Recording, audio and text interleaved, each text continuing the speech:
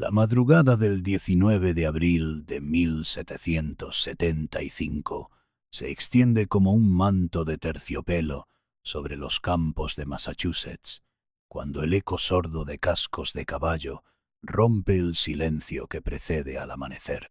Paul Revere galopa desesperadamente por caminos lodosos, gritando a cada granja, cada aldea, cada sombra que se mueve en la penumbra. Los regulares vienen.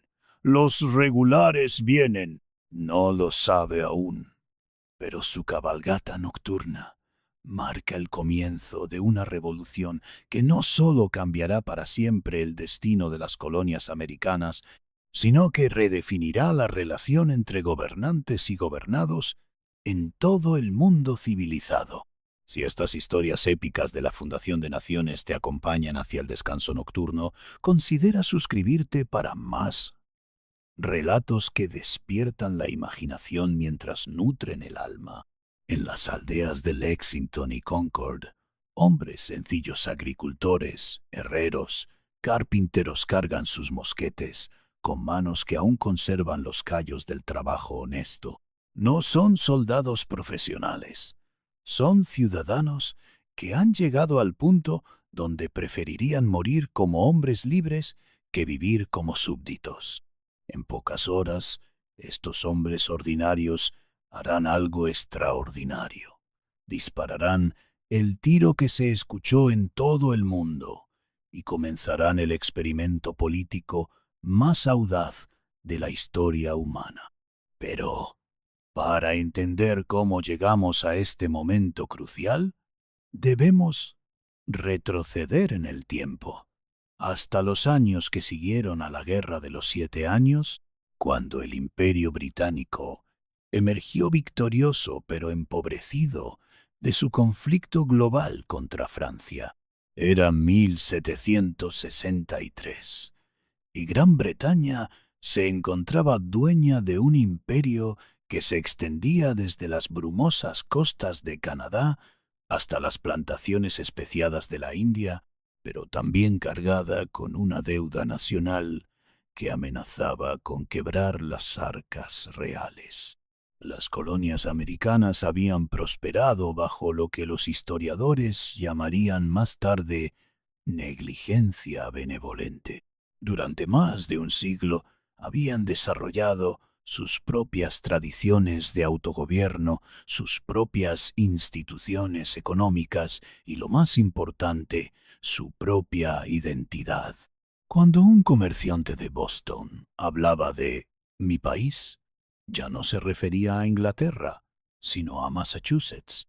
Cuando un plantador de Virginia defendía sus derechos como inglés, los definía de manera muy diferente a como los definiría un londinense.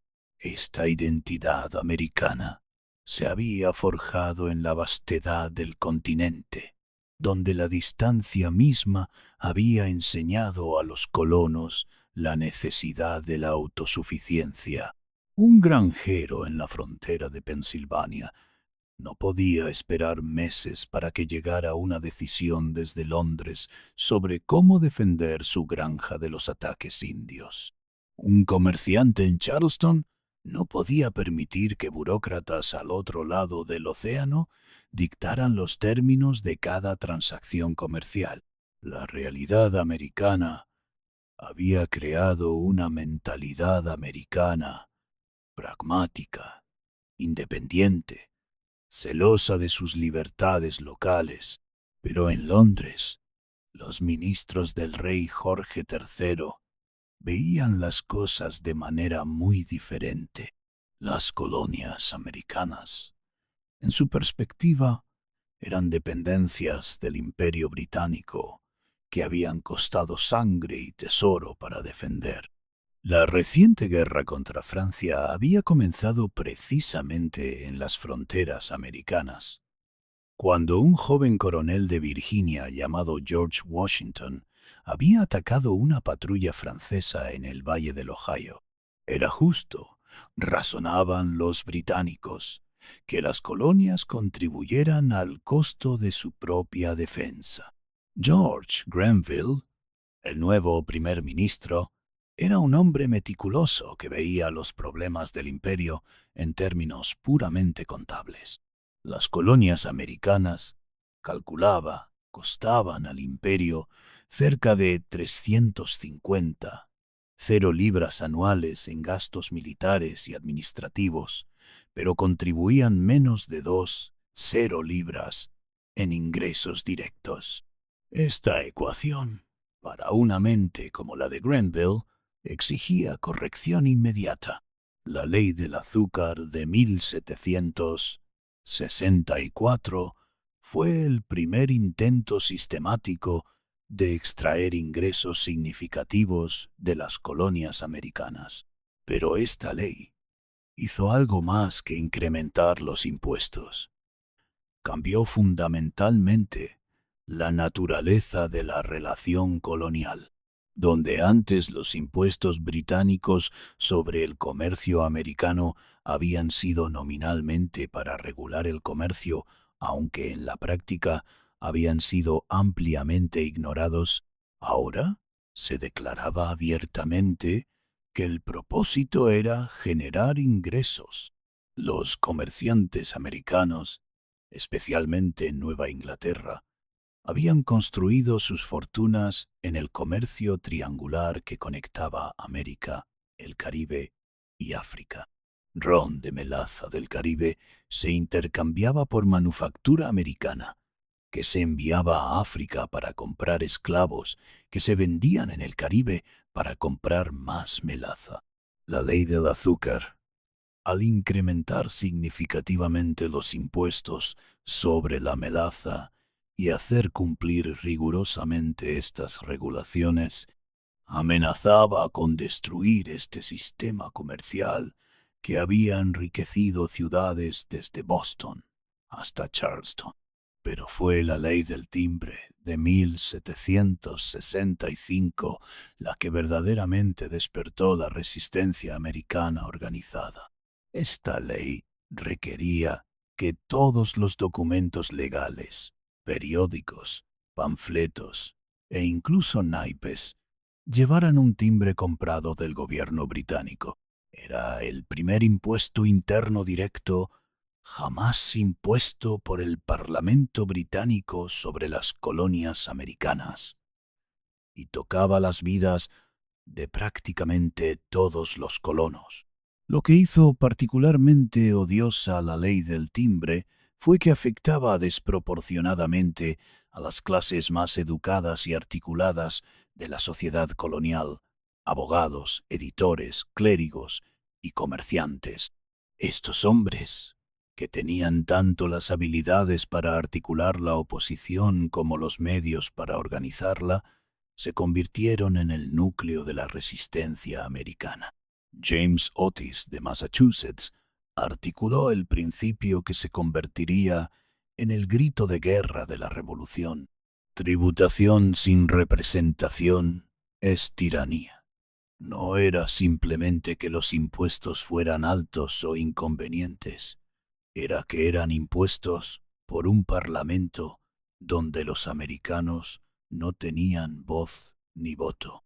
Como súbditos británicos, argumentaban los colonos, tenían derecho a todos los privilegios de los ingleses, incluyendo el derecho fundamental de que sólo podrían ser gravados con impuestos por sus propios representantes.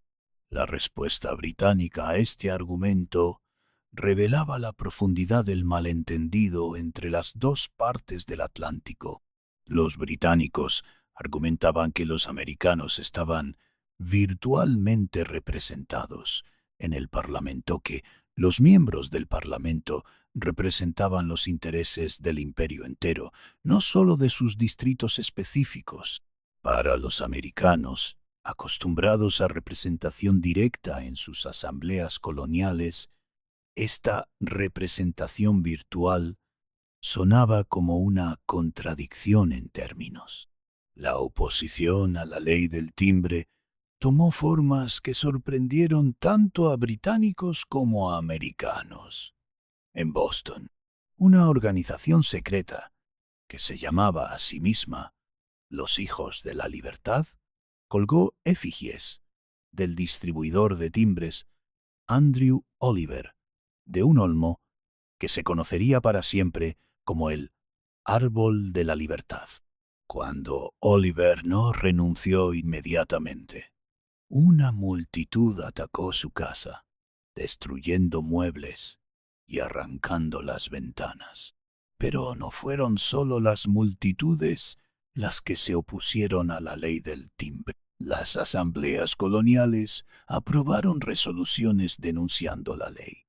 Los comerciantes organizaron boicots de productos británicos y en octubre de 1765, delegados de 9 colonias se reunieron en Nueva York para el Congreso de la Ley del Timbre, la primera reunión intercolonial organizada por iniciativa americana en lugar de británica.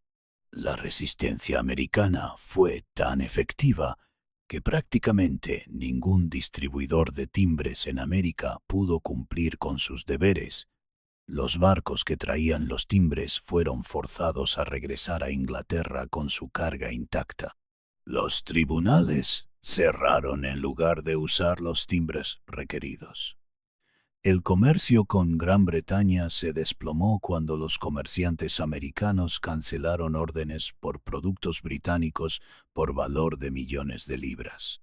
Enfrentado con esta resistencia colonial y presión de los comerciantes británicos, cuyos negocios estaban siendo arruinados por los boicots americanos, el Parlamento revocó la ley del timbre en marzo de 1766, pero el mismo día aprobó la ley declaratoria que afirmaba el derecho del Parlamento a hacer leyes para las colonias en todos los casos whatsoever.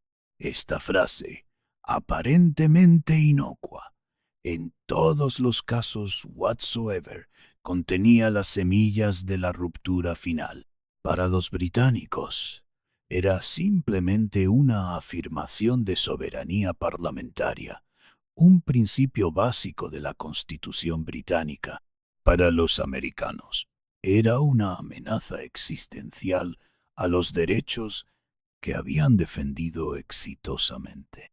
Si el Parlamento podía legislar para las colonias en todos los casos whatsoever, entonces no había límites constitucionales a su poder sobre América. La crisis de la ley del timbre había revelado algo fundamental sobre la naturaleza del Imperio británico que ningún lado había comprendido completamente antes. El imperio había crecido orgánicamente, sin un plan constitucional claro para la relación entre el centro y la periferia. Mientras las colonias habían sido débiles y dependientes, esta ambigüedad no había importado.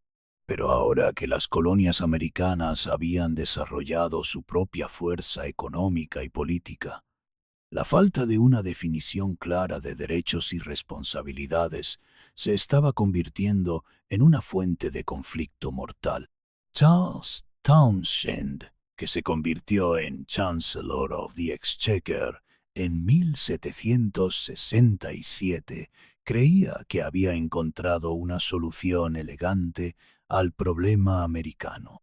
Los americanos habían objetado a los impuestos internos como la ley del timbre, pero habían parecido aceptar los impuestos externos sobre el comercio.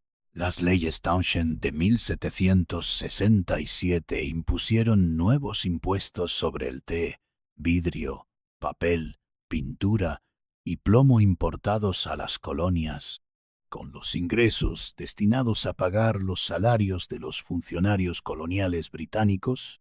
Lo que Townshend no había comprendido era que la oposición americana no había sido principalmente sobre la diferencia entre impuestos internos y externos.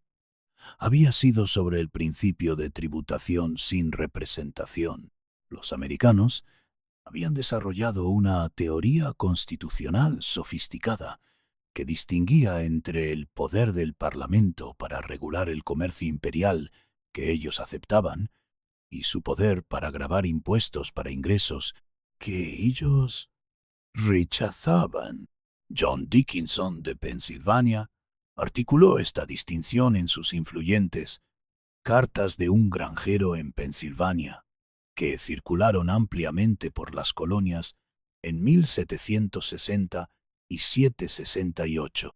El Parlamento, escribió Dickinson, indudablemente posee autoridad legal para regular el comercio de Gran Bretaña y todas sus colonias, pero nunca se entendió que tuvieran autoridad para disponer de nuestra propiedad sin nuestro consentimiento.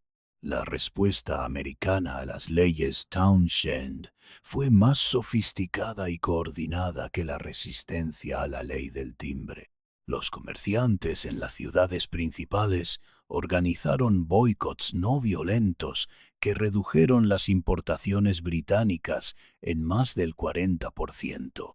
Las mujeres americanas, anteriormente excluidas de la actividad política, se organizaron en Hijas de la Libertad, que promovían productos domésticos y rechazaban los productos británicos grabados. En Boston, la tensión entre colonos y autoridades británicas se intensificó cuando el gobierno británico envió una comisión de aduanas para hacer cumplir las leyes Townshend.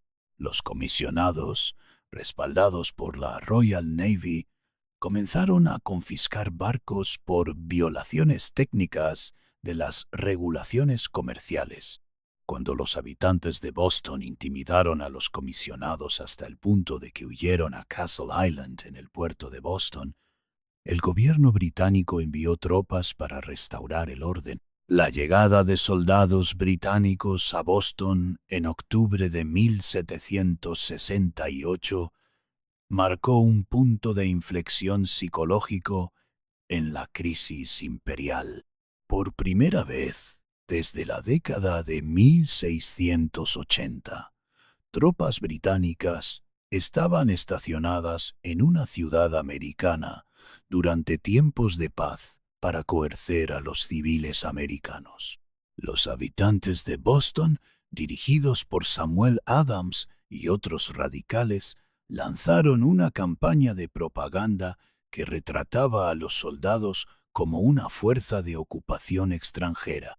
La tensión en Boston llegó a su punto culminante el 5 de marzo de 1770, cuando una multitud de colonos confrontó a un centinela británico fuera de la casa de aduanas. Cuando llegaron refuerzos para ayudar al centinela, la multitud los presionó con bolas de nieve, palos e insultos. En la confusión que siguió, los soldados dispararon a la multitud, matando a 5 hombres. Samuel Adams inmediatamente nombró al incidente la masacre de Boston y orquestó una campaña de propaganda que retrató el enfrentamiento como el asesinato a sangre fría de civiles inocentes por soldados británicos sedientos de sangre. El grabado de Paul Revere, que mostraba soldados británicos disparando en formación a una multitud pacífica, se convirtió en una de las piezas más efectivas de propaganda política en la historia americana. Irónicamente, fue John Adams, primo de Samuel Adams y futuro presidente, quien defendió a los soldados británicos en su juicio. En un acto de coraje moral que definió su carácter, Adams argumentó que incluso los soldados británicos tenían derecho a un juicio justo según la ley inglesa. Su defensa exitosa de la mayoría de los soldados demostró que incluso en el momento de mayor tensión, muchos americanos aún se aferraban a los principios de justicia que veneraban como su herencia inglesa. La masacre de Boston llevó a la revocación de las leyes Townshend en abril de 1770, excepto por el impuesto sobre el té, que se mantuvo como símbolo de la autoridad parlamentaria. Por 3 años después de esto, las relaciones entre Gran Bretaña y las colonias mejoraron significativamente. El comercio se recuperó, las tensiones disminuyeron, y muchos, en ambos lados del Atlántico, esperaban que la crisis hubiera pasado. Pero la calma era ilusoria. Los problemas fundamentales que habían causado la crisis, la cuestión de la autoridad parlamentaria sobre las colonias, el problema de la tributación sin representación y el conflicto entre las ideas americanas y británicas sobre los derechos constitucionales permanecían sin resolver. La crisis final se precipitó por la East India Company, el gigante comercial que había construido el imperio británico en Asia, pero que ahora enfrentaba bancarrota. La compañía tenía enormes stocks de té que no podía vender, y el gobierno británico, ansioso por salvar a esta corporación políticamente conectada, aprobó la ley del té en mayo de 1773. La ley del té no aumentó los impuestos sobre el té americano. De hecho, al permitir que la East India Company vendiera directamente a los consumidores americanos, evitando a los mayoristas coloniales, la ley habría hecho el té más barato para los consumidores americanos. Pero también habría destruido los negocios de los comerciantes americanos que habían hecho fortunas importando té, y más fundamentalmente, habría establecido el precedio de que el Parlamento podía usar monopolios para controlar el comercio americano. Cuando barcos cargados con té de la East India Company llegaron a los puertos americanos en el otoño de 1773, enfrentaron resistencia organizada. En Nueva York y Filadelfia, los capitanes de los barcos fueron persuadidos a regresar a Inglaterra sin descargar.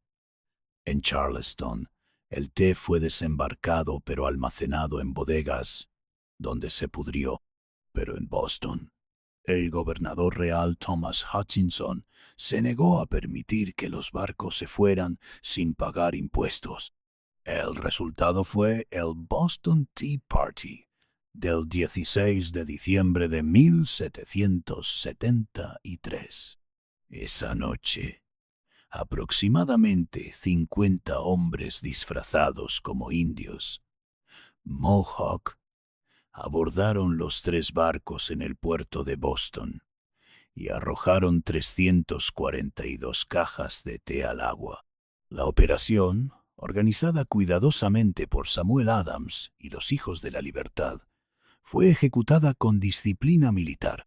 No se dañó ninguna otra propiedad. Se reemplazó un candado roto y se barrió la cubierta de los barcos. La noticia del Boston Tea Party llegó a Londres en enero de 1774 y provocó indignación en el Parlamento británico. Lord North, el primer ministro, declaró que no podemos ahora retroceder y propuso una serie de leyes punitivas diseñadas para aislar Massachusetts y advertir a las otras colonias sobre las consecuencias de desafiar la autoridad británica. Las leyes coercitivas de 1774, que los americanos llamaron inmediatamente las leyes intolerables, cerraron el puerto de Boston hasta que se pagara el té, revocaron la Carta de Massachusetts y colocaron la colonia bajo gobierno militar. Permitieron que los funcionarios británicos acusados de crímenes en América fueran juzgados en Inglaterra y expandieron la ley de acuartelamiento para permitir que los comandantes militares británicos requisaran edificios privados para alojar tropas. Las leyes intolerables tuvieron el efecto opuesto al que Londres había pretendido. En lugar de aislar Massachusetts, unieron a las colonias en simpatía y apoyo. Si el Parlamento podía revocar la Carta de Massachusetts y eliminar sus instituciones de autogobierno, podía hacer lo mismo con cualquier colonia. El ataque a Massachusetts fue visto como un ataque a los derechos de todos los americanos. La respuesta americana fue la convocatoria del primer Congreso Continental, que se reunió en Filadelfia en septiembre de 1774. Por primera vez en la historia americana, 12 de las 13 colonias, Georgia, controlada estrechamente por el gobernador real, no envió delegados.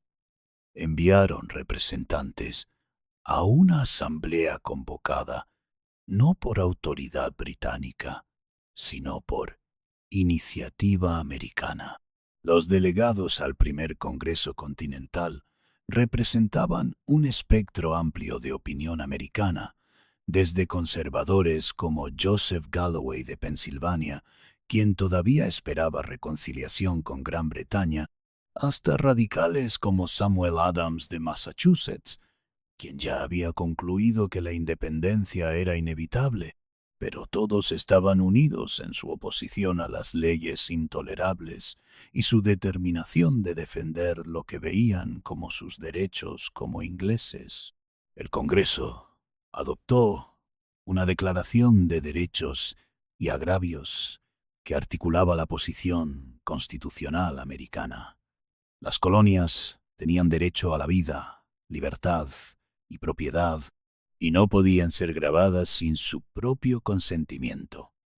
También adoptaron la Asociación Continental, un acuerdo de no importación que fue más amplio y mejor organizado que cualquier boicot anterior. Más significativamente, el Congreso acordó reunirse nuevamente en mayo de 1775 si las quejas americanas no habían sido resueltas para entonces. Por primera vez, las colonias americanas habían creado una institución continental permanente que podía hablar con una voz para toda América.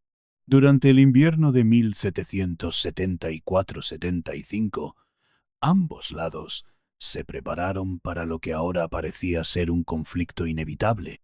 En Gran Bretaña, el Parlamento declaró que Massachusetts estaba en estado de rebelión y autorizó al general Thomas Gage, el comandante militar británico en América, a usar la fuerza para restaurar la autoridad real. En Massachusetts, los Patriots comenzaron a almacenar armas y pólvora y a entrenar a compañías de milicia en tácticas militares. Fue en este contexto que llegamos a la madrugada del 19 de abril de 1775, cuando la cabalgata de Paul Revere despertó la campiña de Massachusetts para advertir que las tropas británicas marchaban hacia Concord para confiscar un almacén de armas Patriot. Cuando las tropas británicas llegaron a Lexington al amanecer, encontraron a 70 milicianos formados en el green del pueblo bajo el comando del capitán John Parker. «Dispersaos, no disparen a menos que se les dispare. Pero si quieren una guerra, que comience aquí», se reporta que gritó Parker a sus hombres. En la confusión que siguió, alguien nunca se determinó quién disparó un tiro. Los regulares británicos, nerviosos después de su marcha nocturna a través de territorio hostil, respondieron con una descarga que mató a 8 milicianos y hirió a 10 más. Los británicos continuaron hacia Concord, donde encontraron que la mayoría de las armas habían sido removidas. Pero mientras registraban el pueblo, más y más milicianos de las ciudades circundantes comenzaron a llegar. En el North Bridge, fuera de Concord, los milicianos enfrentaron a una compañía británica en lo que Ralph Waldo Emerson más tarde llamaría el tiro escuchado en todo el mundo. La marcha de regreso a Boston se convirtió en una pesadilla para los regulares británicos. Milicianos de toda Massachusetts se habían movilizado y atacaron a la columna británica desde detrás de muros de piedra, árboles y casas. Solo la llegada de refuerzos británicos bajo el Lord Percy salvó a la fuerza original de la destrucción completa. Al final del día, los británicos habían sufrido 273 bajas, mientras que los americanos habían perdido 95 hombres. Lexington y Concord transformaron un conflicto constitucional en una guerra real. Dentro de días, miles de milicianos de toda Nueva Inglaterra habían convergido en Boston, sitiando efectivamente a las fuerzas británicas en la ciudad. El Segundo Congreso Continental, que se convocó en Filadelfia 3 semanas después, se encontró enfrentando no una crisis política, sino una guerra real. El Congreso tomó la decisión crucial de adoptar el ejército de Nueva Inglaterra, que sitiaba Boston como el ejército continental, nombrando a George Washington de Virginia como su comandante en jefe. La elección de Washington fue tanto política como militar. Su nombramiento unió a Virginia, la colonia más grande y poderosa, con Massachusetts en apoyo común a la causa americana. Washington llegó a Cambridge en julio de 1775 para tomar comando de lo que encontró ser más una multitud armada que un ejército. Los hombres servían bajo oficiales que habían elegido, las unidades venían y se iban como querían, y la disciplina militar era prácticamente inexistente. El mayor logro de Washington durante el sitio de Boston no fue una victoria militar, sino la transformación de esta milicia amateur en algo parecido a un ejército profesional. Mientras Washington organizaba al ejército continental fuera de Boston, el conflicto se extendía a otras colonias. Ethan Allen y sus Green Mountain Boys capturaron Fort Ticonderoga en Nueva York, proporcionando artillería crucial que más tarde sería arrastrada hasta Boston. Benedict Arnold lideró una expedición audaz pero fallida para capturar Quebec. En Virginia, el gobernador real Lord Dunmore emitió una proclamación ofreciendo libertad a los esclavos que lucharan por el rey, una medida que alienó a los plantadores sureños que podrían haber permanecido leales. A pesar de estos desarrollos militares, muchos americanos aún esperaban reconciliación con Gran Bretaña. El Congreso Continental envió la petición de la rama de olivo al rey Jorge III en julio de 1775, implorando intervención real para resolver la crisis. Pero el rey se negó incluso a recibir la petición, y en cambio proclamó que las colonias estaban en rebelión abierta y declarada. La publicación de Common Sense de Thomas Paine en enero de 1776 cambió fundamentalmente el debate americano.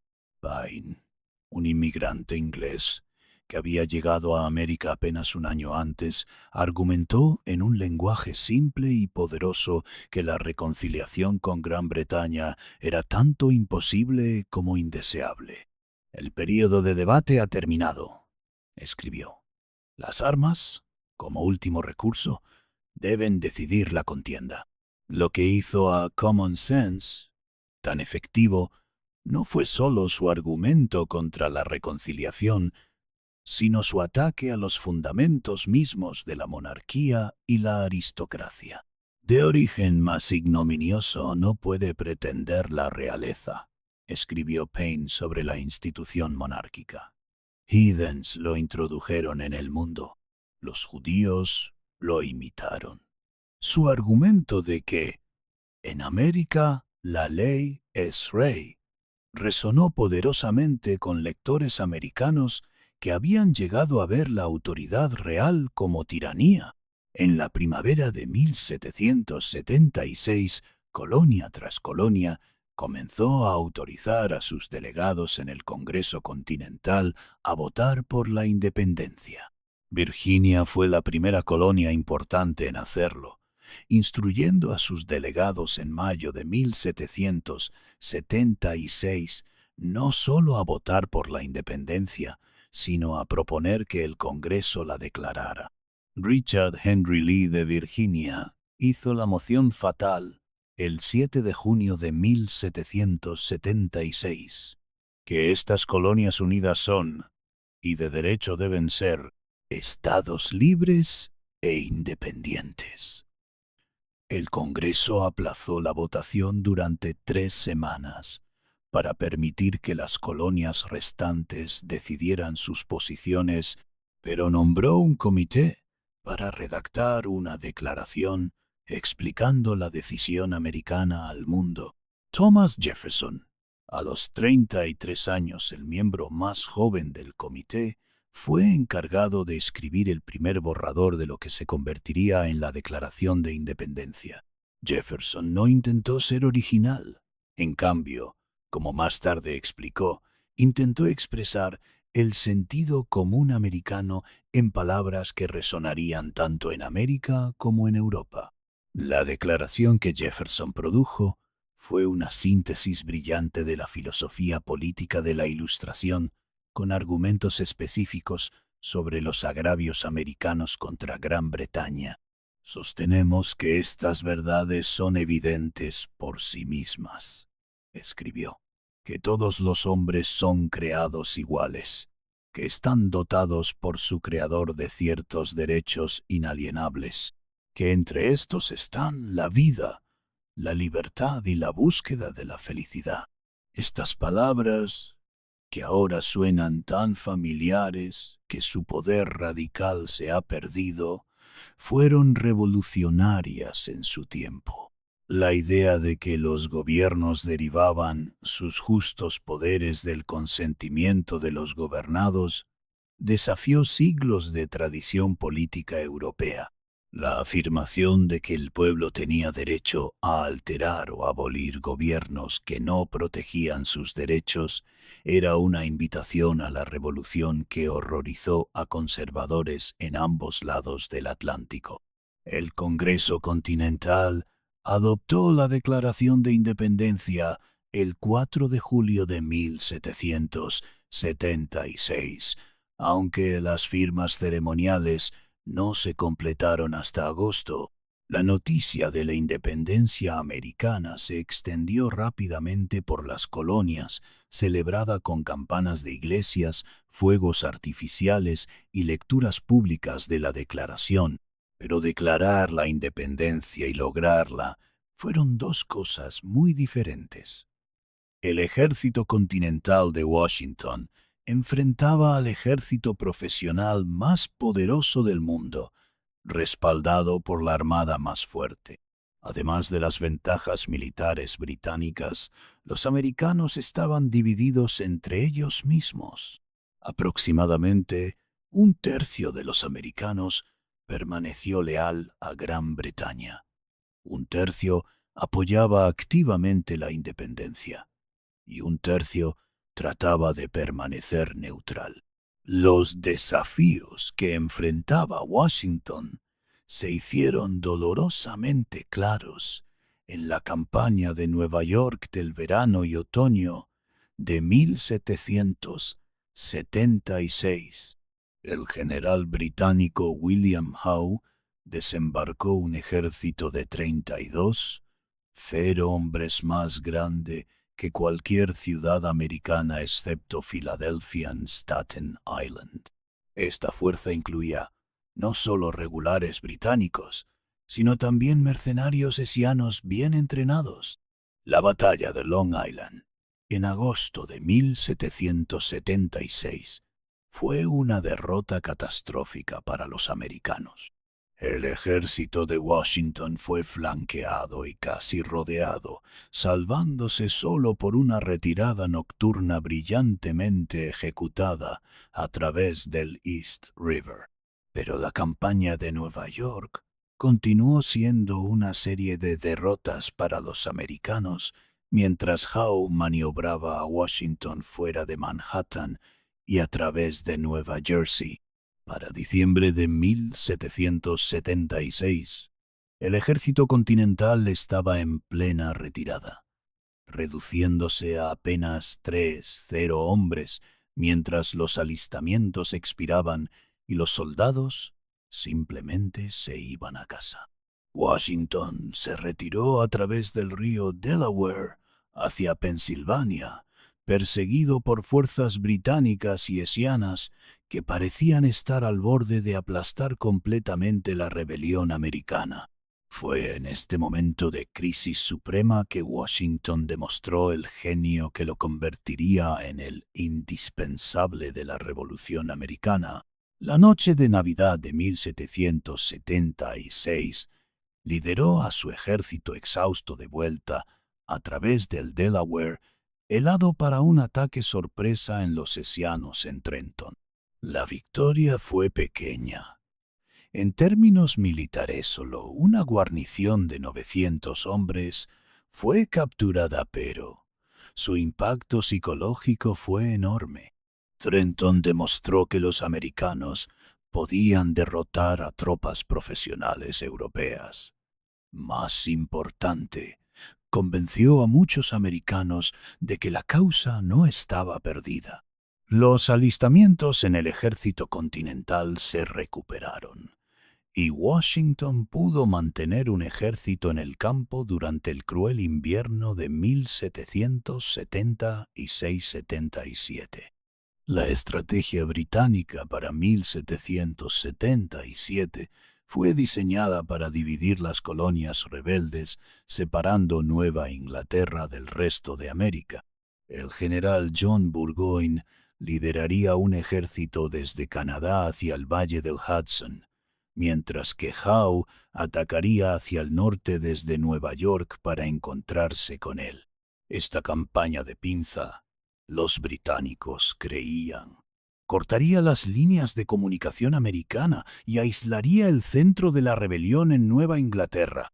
Pero la campaña de 1777 fue mal ejecutada desde el comienzo. Howe, en lugar de moverse hacia el norte para apoyar a Burgoyne, decidió atacar Filadelfia, la capital americana. Su razonamiento era que capturar la capital desmoralizaría a los americanos y podría terminar la rebelión, pero en la práctica significó que Burgoyne sería dejado luchando solo contra fuerzas americanas cada vez mayores. La marcha de Burgoyne hacia el sur desde Canadá inicialmente tuvo éxito, capturando Fort Ticonderoga en julio de 1777.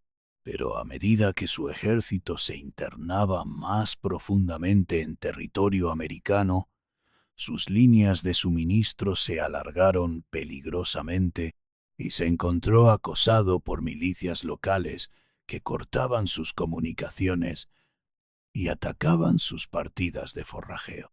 El general americano Horatio Gates, un ex oficial británico que había emigrado a América, reunió un ejército cada vez mayor para oponerse a Burgoyne. Más crucialmente, Benedict Arnold, en lo que sería su contribución más importante a la causa americana antes de su traición, lideró ataques agresivos que debilitaron fatalmente el ejército de Burgoyne. Las batallas de Saratoga en septiembre y octubre de 1777 marcaron el punto de inflexión de la guerra. Rodeado por fuerzas americanas superiores, con sus suministros agotados y sin esperanza de socorro, Burgoyne se vio obligado a rendirse todo su ejército de 800 hombres. El 17 de octubre de 1777 era la primera vez en la historia que un ejército británico entero se había rendido a una fuerza enemiga. La victoria de Saratoga tuvo consecuencias que se extendieron mucho más allá del campo de batalla americano. En París, Benjamin Franklin, que había estado trabajando incansablemente para asegurar una alianza francesa, finalmente logró convencer al gobierno del rey Luis XVI de que los americanos podrían realmente ganar su guerra de independencia. La alianza franco-americana, firmada en febrero de 1778, transformó lo que había sido una rebelión colonial en una guerra mundial. Francia no solo proporcionó ayuda financiera y militar crucial a los americanos, sino que también obligó a Gran Bretaña a defender sus posesiones en el Caribe y prepararse para una posible invasión de las Islas Británicas. La entrada de Francia en la guerra también cambió la estrategia británica. No pudiendo ya concentrar toda su fuerza contra los americanos, los británicos adoptaron una estrategia del sur diseñada para explotar la supuesta lealtad de los tories sureños y el potencial para levantamientos de esclavos contra los plantadores rebeldes. El general Henry Clinton, que había reemplazado a Howe como comandante en jefe británico, capturó Savannah en diciembre de 1778 y Charleston en mayo de 1780. La caída de Charleston fue un desastre para los americanos. Toda la guarnición de 0 hombres fue capturada, junto con 4 barcos de guerra y enormes cantidades de suministros. Pero la estrategia del sur británica se basaba en premisas falsas. Había menos lealtad Tory en el sur de lo que los británicos habían esperado, y los intentos británicos de armar esclavos alienaron a muchos sureños que podrían haber permanecido neutrales. Más importante, la ocupación británica del sur desató una guerra civil brutal entre Patriots y Tories que desestabilizó toda la región. La guerra en el sur fue caracterizada por una brutalidad que había estado ausente en las campañas del norte. Bandas de guerrilleros Patriot, bajo líderes como Francis Marion, el zorro del pantano, y Thomas Sumter atacaban puestos británicos y después desaparecían en los pantanos y bosques. Los Tories respondían con sus propias atrocidades, y pronto el campo sureño estaba devastado por una guerra de todos contra todos.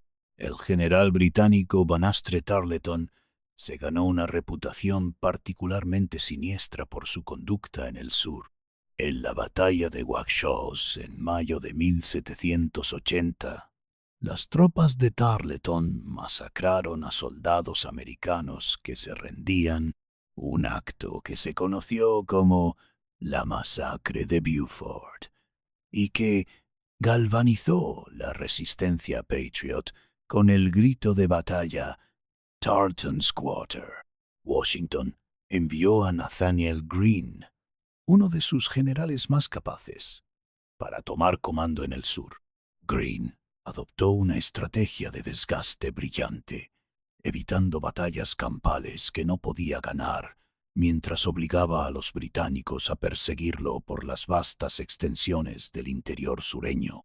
Lucharemos, nos golpearán, nos levantaremos y lucharemos de nuevo, prometió Greene. Esta estrategia alcanzó su clímax en la batalla de Cowpens en enero de 1781, donde el general Daniel Morgan infligió una derrota devastadora a Tarleton en un enfrentamiento que ha sido estudiado como un ejemplo clásico de táctica militar. Morgan utilizó una defensa en profundidad que atrajo a los británicos hacia una trampa donde fueron envueltos y destruidos. Frustrado por su incapacidad para pacificar el sur, el general británico Charles Cornwallis decidió llevar la guerra a Virginia, esperando cortar las líneas de suministro americanas. y forzar a Washington a una batalla decisiva. Esta decisión llevaría directamente al clímax de la guerra. Cornwallis estableció una base en Yorktown, Virginia, en agosto de 1781, planeando utilizarla como punto de partida para operaciones posteriores. Pero Washington, trabajando en coordinación secreta con el conde de Rochambeau, comandante de las fuerzas francesas en América, vio una oportunidad para atrapar al ejército británico. Mientras Cornwallis esperaba refuerzos por mar, una flota francesa bajo el almirante de Grasse derrotó a la armada británica en la batalla de los Cabos de Virginia, cortando las líneas de escape y suministro de Cornwallis. Simultáneamente, Washington y Rochambeau marcharon hacia el sur con un ejército combinado de 17, franceses y americanos. El sitio de Yorktown en octubre de 1781 fue una operación clásica de asedio del siglo XVIII. Los aliados cavaron trincheras sistemáticamente más cerca de las defensas británicas, mientras que la artillería francesa martillaba las fortificaciones.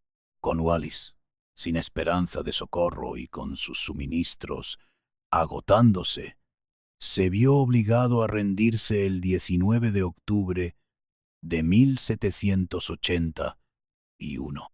Cuando las tropas británicas marcharon para rendirse, supuestamente tocaron una melodía llamada The World Turned Upside Down, un título que capturó perfectamente el significado del momento. La rendición de Yorktown no terminó formalmente la guerra, pero acabó efectivamente con la voluntad británica de continuar luchando en América. La noticia de Yorktown llegó a Londres en noviembre de 1781 y causó la caída del gobierno de Lord North. «¡Oh, Dios! Todo ha terminado», se reporta que exclamó North cuando recibió la noticia. Los nuevos líderes británicos, encabezados por Lord Rockingham, estaban comprometidos con hacer la paz con América. Las negociaciones de paz fueron complejas, involucrando no solo a Gran Bretaña y América, sino también a Francia, España y los Países Bajos, todos los cuales habían entrado en la guerra contra Gran Bretaña. Los negociadores americanos Benjamin Franklin, John Adams y John J. Day mostraron ser diplomáticos hábiles que lograron asegurar términos favorables para su nuevo país. El Tratado de París, firmado el 3 de septiembre de 1783, reconoció formalmente la independencia americana y estableció fronteras generosas para los nuevos Estados Unidos que se extendían hacia el oeste hasta el río Mississippi. Gran Bretaña también acordó retirar todas sus tropas del territorio americano y reconocer los derechos de pesca americanos en aguas de Terranova. Pero ganar la independencia fue solo el primer paso en el experimento americano en autogobierno. Los artículos de confederación, bajo los cuales las colonias habían luchado la guerra, crearon un gobierno nacional débil que luchaba para lidiar con los problemas de la posguerra.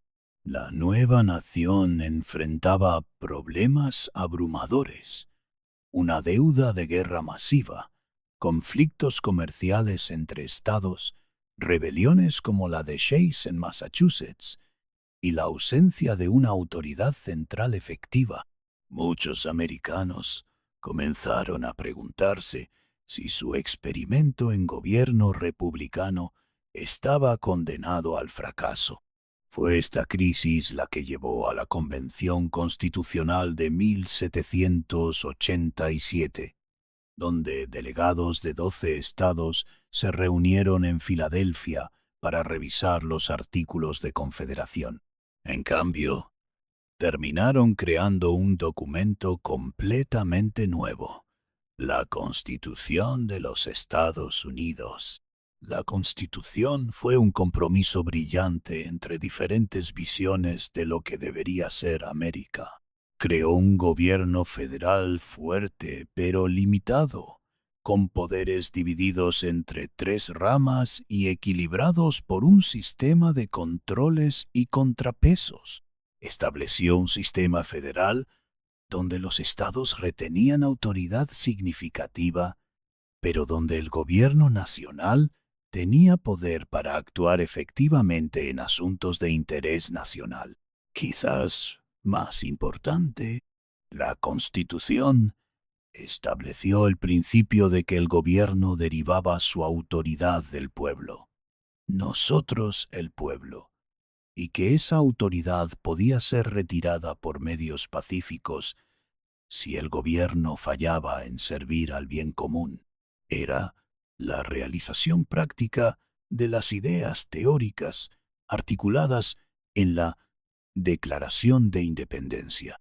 La ratificación de la Constitución en 1788 marcó el final de la Revolución Americana como evento político, pero el comienzo de la Revolución Americana como idea continua.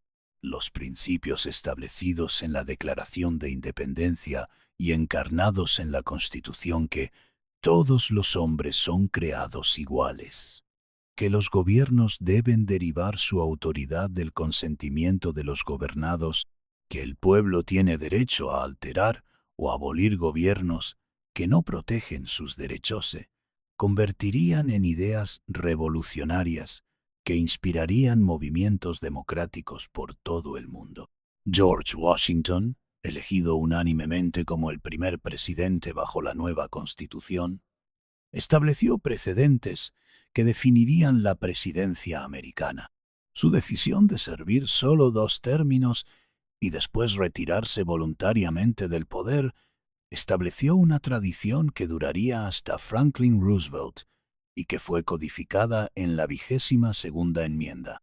Más importante, Washington demostró que era posible para un líder republicano ejercer poder significativo sin convertirse en tirano. Su discurso de despedida, en el que advirtió contra el espíritu de partido y los enredos extranjeros, se convirtió en un documento fundamental del pensamiento político americano. La Revolución Americana no solo creó una nueva nación, creó un nuevo modelo de gobierno que desafió las suposiciones básicas sobre autoridad política que habían prevalecido durante milenios. Por primera vez en la historia humana, un pueblo había creado deliberadamente un gobierno basado en principios abstractos de justicia y libertad en lugar de tradición, conquista o derecho divino. Pero la revolución también dejó problemas sin resolver que perseguirían a América durante generaciones. La contradicción más obvia era la continuación de la esclavitud en una nación dedicada a la proposición de que todos los hombres son creados iguales. Este problema finalmente requeriría otra revolución, la guerra civil, para resolverse. El tratamiento de los nativos americanos fue otra contradicción en los ideales revolucionarios.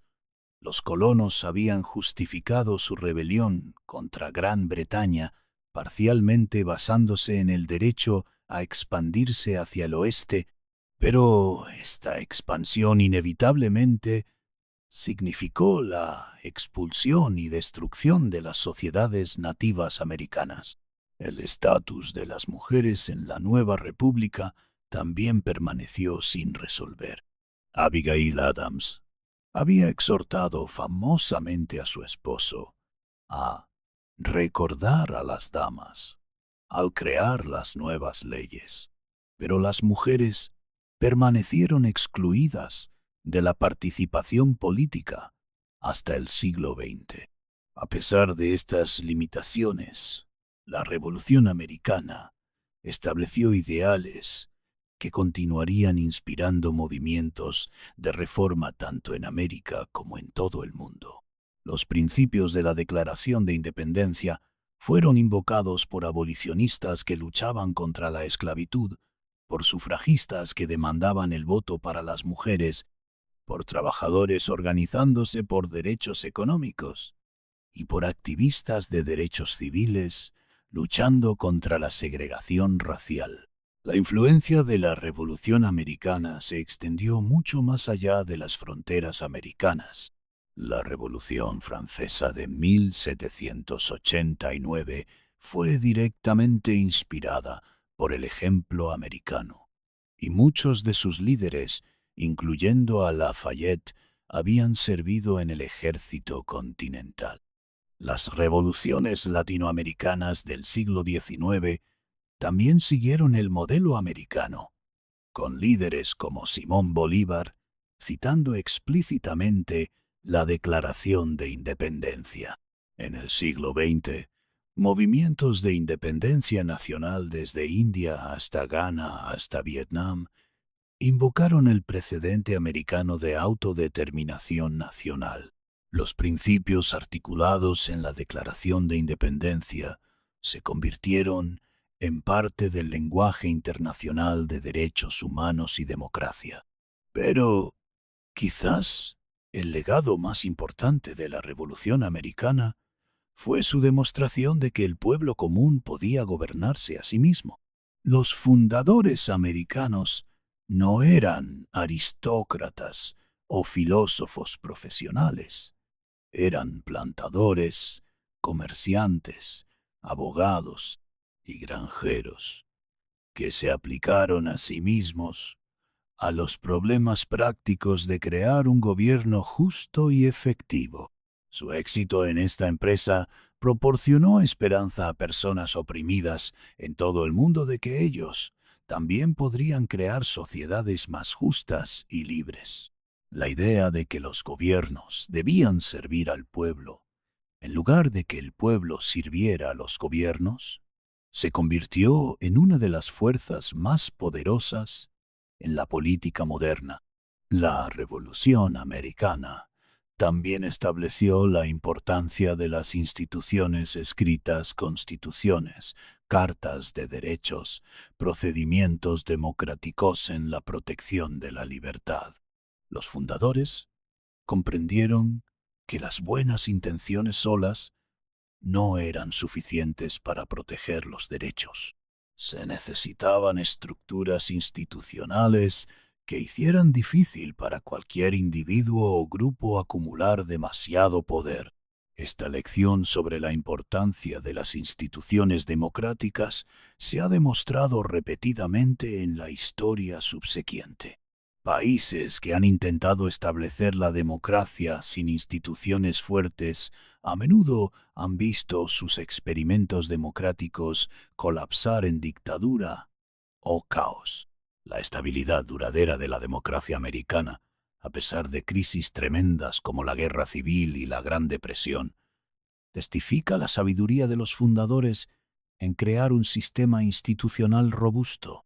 Al mismo tiempo, la Revolución Americana demostró que las instituciones solas no son suficientes para preservar la libertad. Se requiere participación ciudadana activa, lo que Jefferson llamó vigilancia eterna, para mantener a los gobiernos responsables ante el pueblo. Los americanos de la era revolucionaria no se contentaron con elegir representantes y después ignorar la política.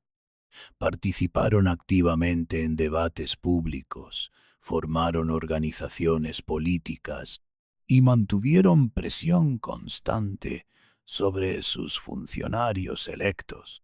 Esta tradición de participación ciudadana activa se convirtió en una característica definitoria de la cultura política americana.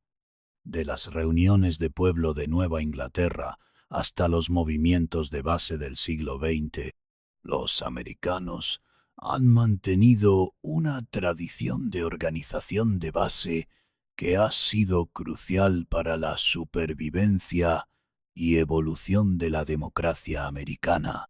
La Revolución Americana también estableció la importancia de la educación pública en una sociedad democrática. Los fundadores comprendieron que el autogobierno requería ciudadanos educados, capaces de tomar decisiones informadas sobre asuntos públicos. Aunque tomó muchas décadas establecer sistemas de educación pública universal, el principio fue establecido durante la era revolucionaria.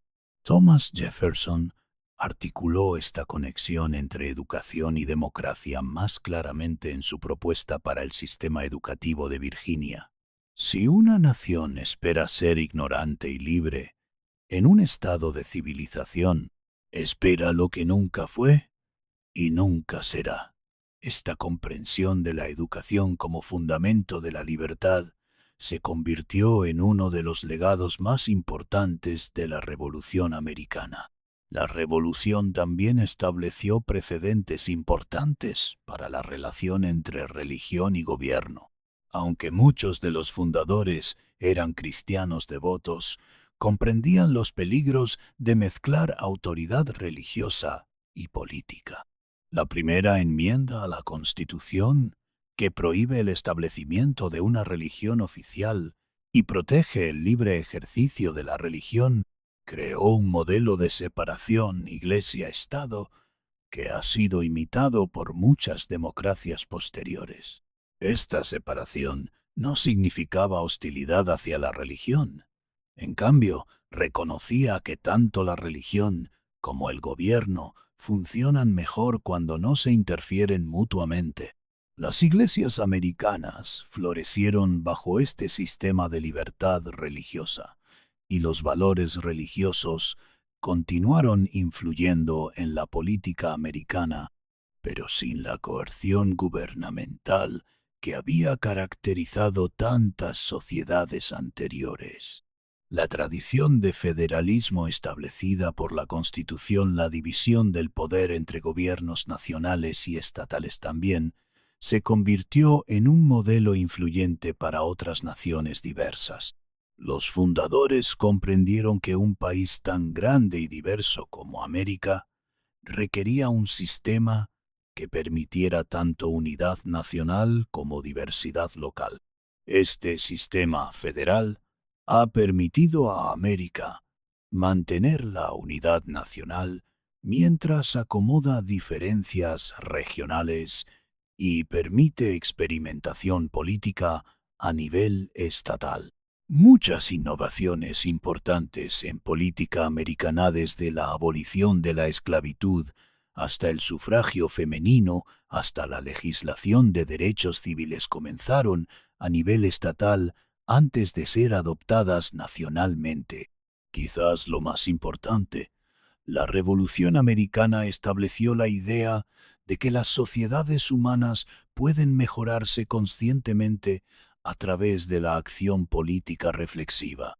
Los fundadores no aceptaron que la injusticia y la opresión fueran inevitables.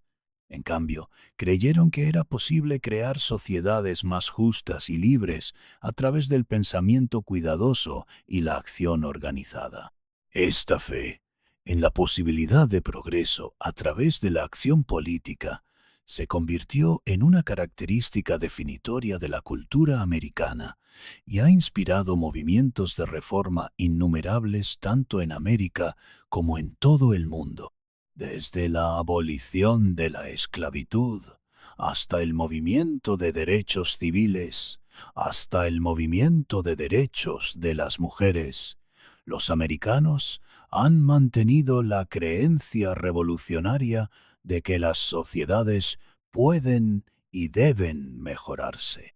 Mientras las estrellas brillan sobre el campo de batalla silencioso de Yorktown, donde Cornwallis entregó su espada y el mundo se volteó patas arriba, el eco de aquellos días revolucionarios continúa resonando a través de los siglos. En cada voto emitido, en cada protesta pacífica, en cada momento, cuando ciudadanos ordinarios se organizan para exigir que su gobierno sirva al bien común, Algo del espíritu de 1776 perdura. La Revolución Americana no fue solo sobre la independencia de Gran Bretaña. Fue sobre la idea radical de que la gente común podía gobernarse a sí misma, que los gobiernos existen para servir al pueblo, en lugar de que el pueblo sirva a los gobiernos, y que es tanto el derecho como la responsabilidad de cada generación mejorar las instituciones que heredan. En las palabras inmortales de la Declaración de Independencia, los revolucionarios americanos empeñaron nuestras vidas, nuestras fortunas y nuestro sagrado honor para crear algo nuevo bajo el sol. Una nación dedicada a la proposición de que todos los hombres son creados iguales, que su sacrificio no fuera en vano depende de cada generación subsecuente de americanos y de toda la gente alrededor del mundo que comparte sus ideales de libertad y justicia. La historia de la Revolución Americana nos recuerda que la libertad no es un regalo que se da una vez y se mantiene para siempre. Es un logro que debe ser ganado de nuevo por cada generación. Los patriotas que lucharon en Lexington y Concord, que soportaron el invierno en Valley Forge, que siguieron a Washington a través del Delaware en la víspera de Navidad, no nos legaron una democracia perfecta, nos legaron la responsabilidad de continuarla perfeccionando. Si estas historias de coraje, sacrificio y la búsqueda eterna de una unión más perfecta han despertado algo en tu corazón, te invito a que te suscribas a nuestro canal, porque la historia no es solo sobre el pasado, es sobre comprender de dónde venimos, para saber mejor hacia dónde vamos. Y en estos tiempos, cuando la democracia enfrenta desafíos alrededor del mundo, nunca ha sido más importante recordar las lecciones de aquellos valientes hombres y mujeres que arriesgaron todo para crear algo mejor para sus hijos y los hijos de sus hijos. La revolución continúa, y todos nosotros somos llamados a ser parte de ella.